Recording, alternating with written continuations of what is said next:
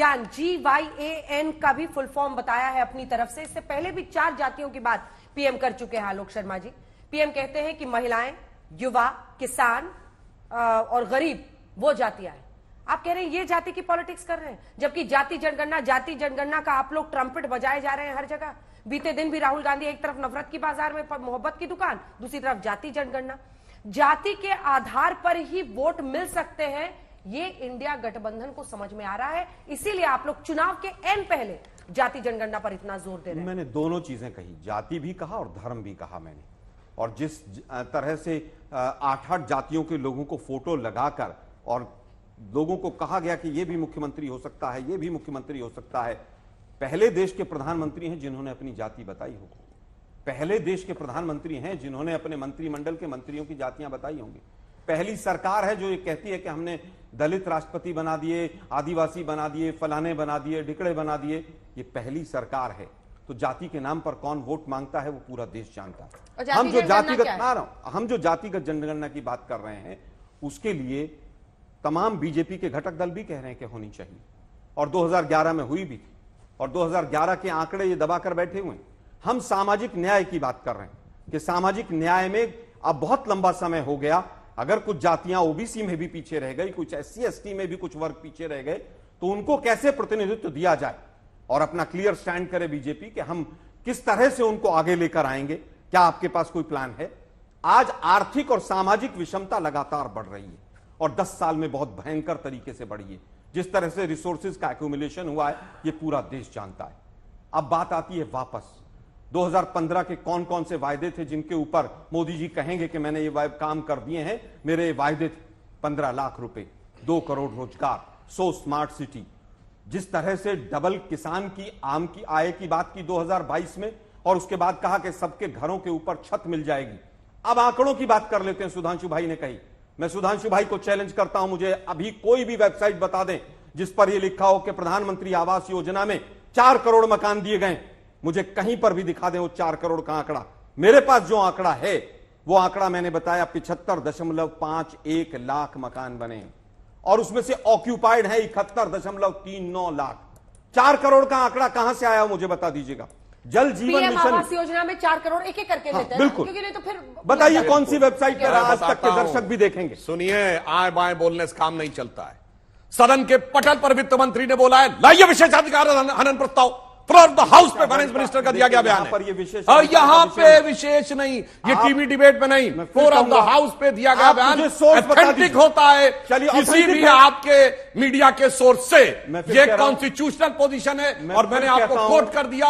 अगर आपके किसी सांसद ने उस पर आपत्ति की हो दिखाइएगा, नहीं तो अभी भी आप लाइए कि उन्होंने गलत बोला है। और मैं एक और बात बोलूं, एक पॉइंट करके एक पॉइंट और आपने बताया ना, पहला पॉइंट आपने सरेंडर कर दिया ना। नहीं, मैंने नहीं किया बिल्कुल surrender. Floor of the house में कहा, फ्लोर ऑफ द हाउस पर भी झूठ बोला जाएगा तो क्या करेंगे? तो फिर विशेषाधिकार हनन का प्रस्ताव, विशेषाधिकार हनन देना चाहिए। अरे भाई, विशेषाधिकार हनन अगर नहीं आएगा तो आप सोर्स नहीं बताएं।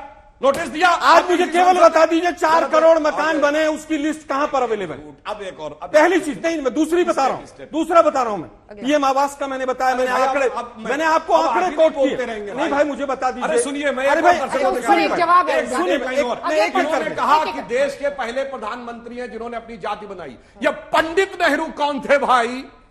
उन्होंने ये नाम क्या आ गया? पंडित किसने लगाया? उनके किसी पंडित लगाना एक अलग बात है, जवाहरलाल और जाकर ये कहना मैं ब्राह्मण हूं मुझे वोट दे दीजिए। दोनों में चीजों में फर्क है। सर चिल्लाने लगे। नहीं, मैं तो आपसे फिर कह रहा हूं, मैं चैलेंज करके जा रहा हूं। आज तक 4 तो करोड़ मकान दिए, उसकी लिस्ट देश की जनता के सामने 4 करोड़ की लिस्ट 40 मिनट के कार्यक्रम में नहीं बताई। अरे भाई आप सोर्स बता दीजिए कहां पर है। फ्लोर ऑफ द हाउस बोल दिया। फ्लोर ऑफ द हाउस पर आप लोग, आपकी सरकार तमाम झूठ बोलती है, तो आपके नेता को तमाम झूठ बोलती है, देना चाहिए। अब वो भी समय आएगा। फिर अगले पॉइंट पे सोर्स नहीं मिला, सोर्स नहीं मिला। अब नहीं बात कर रहे हैं। सोर्स मैंने संसद को कोट कर दिया। अब सुनिए दूसरी बात, ये पहला पिछड़ा प्रधानमंत्री देवेगौड़ा जी थे, ये किसने बताया? और तो छोड़िए, अपनी जाति तो छोड़िए, गोत्र बताने वाला पहला नेता कौन? 2018 के राजस्थान के चुनाव में पुष्कर में जाकर निकल के बताया कि मैं दत्तात्रेय गोत्र का कौल ब्राह्मण हूं, और आज आके कह रहे जातियों, और 2023 में कहते अब पिछड़ों की जाति का जनगणना करो।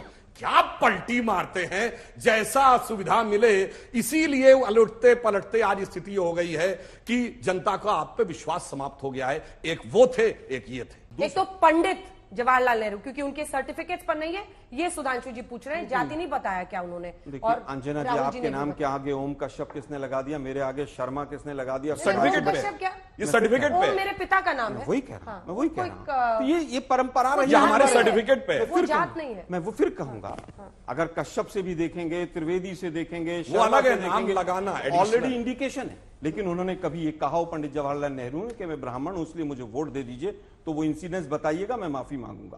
पहली चीज। दूसरी चीज ने तो बताया यार, फिर वही आप बातों को पलटिए मत, बातों को पलटिए मत।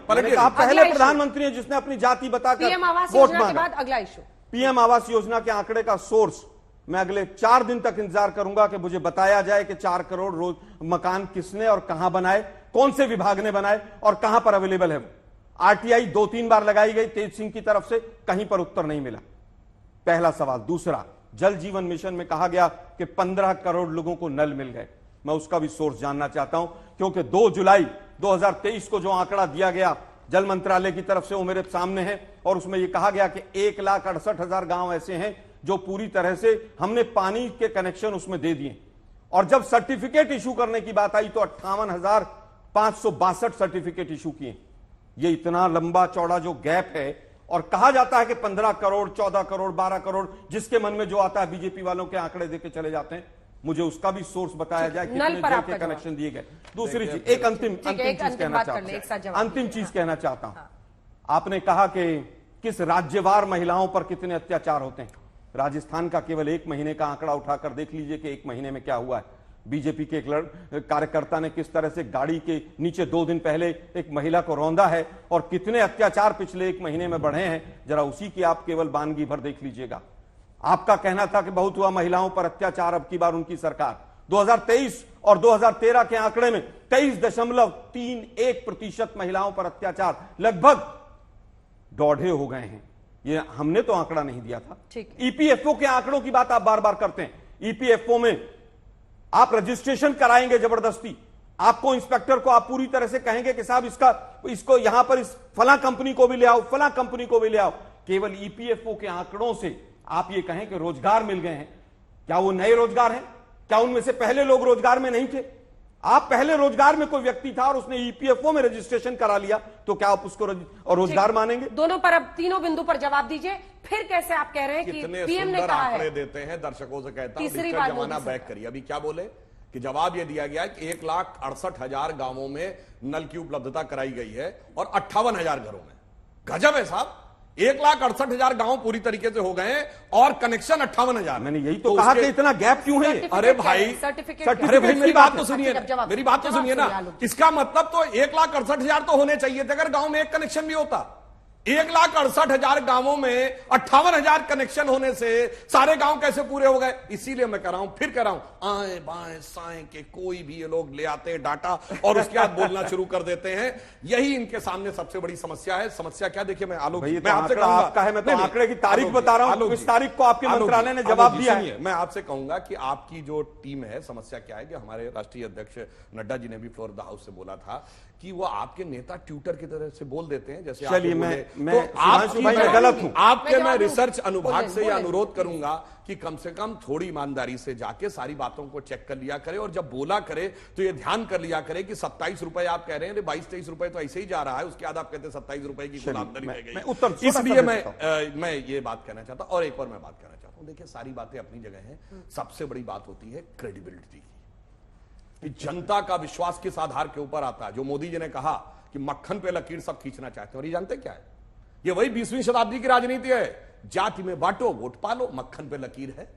मगर जब ज्ञान की बात कही कि गरीब है, युवा है, नारी है और किसान है, इसके बीच में खड़े होकर ईमानदारी से जाकर उनके लिए काम करना, यह होता है पत्थर के ऊपर लकीर बनाना। क्योंकि जब हम लोग सत्ता में नहीं थे तो इनके लिए यही कहते थे, उगा सूर्य कैसा कहो मुक्ति का ये उजाला करोड़ों घरों तक न पहुंचा, तो आज करोड़ों घरों तक पहुंचाया। इसलिए ये मक्खन वाली राजनीति में पड़े हुए हैं कि थोड़ो इधर उधर, थोड़ा इधर ये हिस्सा इसके साथ, ये इसका इसके साथ, इतना वाला हमारे साथ, और हो गया अपना काम।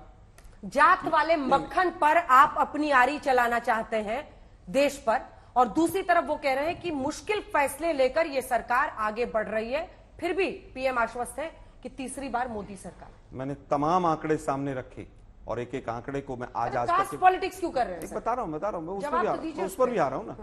मोदी जी धर्म की पॉलिटिक्स क्यों करते हैं या कोई जाति की पॉलिटिक्स पूछा मैंने उनसे राम फिर कहूंगा, मैं उसका भी उत्तर दूंगा। मैंने आपको बहुत क्लैरिफाई कर दिया कि हम आज जाति की जनगणना की क्यों मांग कर रहे हैं, कि सोशल अपलिफ्टमेंट हो। लेकिन अगर कोई मक्खन पर लकीर खींचता है तो उस सरकार का नाम है मोदी सरकार। वो केवल और केवल जब विपक्ष में होती है तो कहती है कि लव लेटर नहीं लिखने चाहिए और फिर बिना बुलाए वहां पर पहुंच जाते हैं। जो प्रधानमंत्री पहले कहते थे कि आप बेरोजगारी पर बात कीजिए, महंगाई पर बात कीजिए, टैक्स पर बात कीजिए, टैक्स कम होने चाहिए, उन्होंने हमेशा टैक्स बढ़ाकर डिसइन्वेस्टमेंट के पैसे से अपनी सरकार चलाई। 1991 के बाद से जितना डिसइन्वेस्टमेंट हुआ उसका 72% केवल मोदी जी की सरकार ने किया। जितना डिसइन्वेस्टमेंट, जितनी कंपनियों को बेचा गया उसका 72% केवल इस सरकार ने 9.5 वर्षों में किया। इसको कहते हैं कि कर्ज लेकर सरकार चलाओ, आरबीआई से 2,26,000 करोड़ लेकर सेक्शन 7 में सरकार चलाओ, महंगाई और बेरोजगारी की बात मत करो, टैक्स बढ़ा दो, टोल बढ़ा दो और उसके बाद इनकम टैक्स में 1 रुपए की रिबेट मत दो। मुझे लगता है कि इसको कहते हैं कि किस तरह से मक्खन के ऊपर लाइन खींचना, इसके अलावा कुछ नहीं है। आप तमाम आंकड़ों की भी बात करेंगे तो आपके सामने मैंने तमाम आंकड़े रखे हैं और एक भी आंकड़ा ऐसा नहीं है जो गलत। अब मक्खन पे माठा करें? नहीं, वापस आता हूं। मैं छोटी सी बात कहना चाहता हूं। मोदी साहब का मुझे चाय पर चर्चा का इंटरव्यू याद है कि काला धन आएगा और सबसे पहले जो टैक्स पेयर्स हैं उनके अकाउंट में, क्योंकि उनका टैक्स का पैसा तो यूं ही कट जाता है। और मुझे याद है कि अरुण जेटली जी जब विपक्ष में थे तो कहते थे कि 2.5 लाख की इनकम टैक्स की लिमिट, 5 लाख उस समय पर मांग करते थे। आज 9 साल हो गए, 2.5 लाख की लिमिट 2.5 लाख के ऊपर क्यों है? सीएजी की कितनी रिपोर्ट्स आई हैं जिनके अंदर तमाम अनियमितताएं आ रही हैं। आयुष्मान भारत हो चाहे सागरमाला प्रोजेक्ट हो, एक जांच आप लोगों ने नहीं कराई है। और जांच से आप लोग इसलिए भागते हैं कि भ्रष्टाचारियों को अपने यहां पर आप वॉशिंग मशीन में धोकर ले लेते हैं। एक जवाब इस पर सुधांशु जी, फिर कंक्लूडिंग सवाल मुझे एक एक तीखे आप दोनों से पूछने। सुधांशु जी जवाब दीजिए। एजेंसियां आपके हाथ में तो सारे केस आपके हाथ में, जिसका मन करता है कान अमेटते हैं, जिसका मन करता है गले लगा लेते हैं। ये कहते हैं जातिगत जनगणना चाहते हैं और इनके डिप्टी चीफ मिनिस्टर कर्नाटक के कह चुके हैं जातिगत जनगणना नहीं होनी चाहिए, होगी तो हम विरोध करेंगे। अब आपको सोर्स बताता हूं। राज्यसभा के अंदर खड़गे जी जब बोल रहे थे तो नेता हमारे संसदीय मंत्री कैलाश जोशी ने खड़े होकर कहा कि आपके डिप्टी सीएम ने तो ये बोला है कर्नाटक में। तो जानते हैं खड़गे जी क्या बोले? ये सदन की कार्रवाई में है। खड़गे जी क्या बोले? अरे वो तो आप ही लोगों के साथ हैं। तो हम लोगों ने कहा मतलब कहने का क्या हुआ, हमारे साथ है? नहीं, वो दलित नहीं है तो वो इसलिए उस कास्ट के साथ हैं। भाई ये मक्खन पे माठा हो रहा है कि नहीं? अब दूसरा उत्तर देता हूं। दर्शक हमारे उनको बता दें कि ये कर्नाटक में डीके शिव कुमार वर्सेस सिद्धारमैया है कास्ट सेंसस पर, जिनका वो कॉन्टेक्ट। मैं फिर कहूंगा, मैं छोटा सा उत्तर यहां पर दे देता हूं कास्ट सेंसस पर। मैं केवल ये कहना चाहूंगा लोकतांत्रिक पार्टी में हर मत हो सकता है। क्या आपके यहां पर एनडीए में कितने दल हैं? क्या अनुप्रिया पटेल नहीं कहती है कि कास्ट सेंसस होना चाहिए? क्या उसको आपने एनडीए से बाहर कर? हमारी पार्टी के अंदर की बात कह रहा हूं। सरकार में पार्टी में सरकार में 2 लोग अलग हैं। पार्टी में तो सब बंदर है, बोल ही नहीं सकता। सब देखिए साहब, आप बंदर आप लोगों का बन रहा है, सांसद नहीं बोल सकते। आप सर सुनिए, ईपीएफओ में कह रहे हैं अपने आप किसी से अकाउंट खुलवा देते हैं, उसमें वो आ जाता है। अच्छा, फिर एक एम्प्लॉयर भी आ जाता है और वो हर महीने डिपॉजिट भी कर रहा है। ये अद्भुत तर्क देते हैं। चलिए एक बात के लिए साधुवाद दूंगा कि उन्होंने कहा 1991 के बाद जितना डिसइन्वेस्टमेंट हुआ, कम से कम 1991 में डिसइन्वेस्टमेंट पॉलिसी कांग्रेस की सरकार और फाइनेंस मिनिस्टर के रूप में मनमोहन सिंह लाए थे, वो ये लाए। अब इन्होंने कहा सीएजी के बारे में। सीएजी की रिपोर्ट पार्लियामेंट की किस कमेटी में रखी जाती है? Public accounts committee. उसका चेयरमैन कौन है? अधीर रंजन चौधरी जी, नेता प्रतिपक्ष लोकसभा। बोलिए कितना उन्होंने मंगवाया नोटिस? इसीलिए मैं कह रहा हूं यहां पे आके डिबेट में कुछ भी टों टों सा आप लोग बोल के चले जाते हैं। अगर ये है तो सबसे बड़ी जो कमेटी है उसके चेयरमैन नेता प्रतिपक्ष हैं, जो किसी भी सीएजी की रिपोर्ट को बुला सकते हैं। मगर आज तक मैंने जो खुद मैं सीएजी में मेंबर, उसमें पीएससी मेंबर हूं, नहीं बुलाया। प्रवक्ता लोग आके बोलने लगते हैं ये घोटाला हो गया, वो गड़बड़ हो गया। इसीलिए मैं कह रहा हूं झूठ की बुनियाद के ऊपर ये सारा फसाद खड़ा करना चाहता हूं। आखिरी 2 सवाल हैं, अब एक सवाल सुनिए आलोक जी। तो ये आप लोग आप दोनों की डिशुम डिशुम होता रहता है। बड़ा प्रश्न आपके सामने यह है कि कांग्रेस पार्टी ये स्वीकार चुकी है कि अकेले अपने दम पर हम मोदी को हैट्रिक बनाने से नहीं रोक सकते। सीएसजीएस का सर्वे बताता है कि जहां 14 से 15-18% वोट सिर्फ नरेंद्र मोदी के नाम में 2014 पर आए थे बीजेपी के लिए, तो वहीं यह आंकड़ा 33% हो गया 2019 में। नरेंद्र मोदी आपके लिए बहुत बड़े चैलेंज है। आप एक कंसेंसस फेस क्यों नहीं बना पा रहे हैं? आप सीट शेयरिंग में खुलकर सामने क्यों नहीं आ पा रहे हैं? आप लोगों की मजबूरी है, जेल से बाहर रहने और अस्तित्व को बचाने की भी मजबूरी है, फिर भी आप एक चेहरे पर कंसर्न। तीखा लगेगा आपको सवाल, लेकिन यह सवाल बहुत बड़ा है अगर आपको चुनौती देनी है। देखिए, मुझे लगता है दो सवाल के हिस्से हैं। फेस कौन होगा? गठबंधन की तमाम मीटिंग्स हुई हैं और उसके अंदर चर्चा भी हुई है, इसके ऊपर तमाम तरह की राय भी आई है, और ये प्लेटफॉर्म नहीं है कि हम फेस के ऊपर आपको कोई इंफॉर्मेशन या देश के दर्शकों को अभी दें। लोकतांत्रिक प्रक्रिया है, सांसद आकर अपने प्रधानमंत्री को चुनते हैं। दूसरी चीज, क्या मोदी जी कहेंगे कि वो अकेले इतने हैं? वो तो वैसे कहते ही हैं कि एक अकेला सब पर भारी। तो हम कहना चाहेंगे, क्या 38 दलों में से 37 को आप छोड़ने जा रहे हैं अगर आपकी सरकार बन रही है तो? ठीक है, आखिरी सवाल आपसे, क्या प्रधानमंत्री नरेंद्र मोदी का हम इंटरव्यू दे रहे हैं, अगर इस तरह से मोदी भरोसे पूरी बीजेपी होती चली जा रही है, क्या ये कल्ट पॉलिटिक्स को बढ़ावा नहीं है? सुधांशु जी। देखिए, प्रधानमंत्री जी ने आपके इंटरव्यू में कहा है कि जो नए प्रयोग हुए उसका सबसे पहला प्रयोग तो मैं था। जब मैं मुख्यमंत्री बना तो मैं किसी भी पद पे नहीं रहा था। यह भारतीय जनता पार्टी की नैसर्गिक क्षमता है कि हम व्यक्ति का निर्माण करते हैं। एक दौर में अटल जी थे जो सबसे बड़े नेता माने जाते थे, cutting across the party line. आज मोदी जी उनसे भी आगे बढ़कर cutting across the party line सबसे आगे हैं। इसलिए आज देश की जनता के सामने किसी राजनीतिक प्रयोग करने की परिस्थिति नहीं है। देश आगे बढ़ रहा है। केवल जांचे परखे खरे, तपे तपाए और आजमाए मोदी जी के नेतृत्व में और भारतीय जनता पार्टी के राष्ट्रवाद के साथ खड़े होने की आवश्यकता है।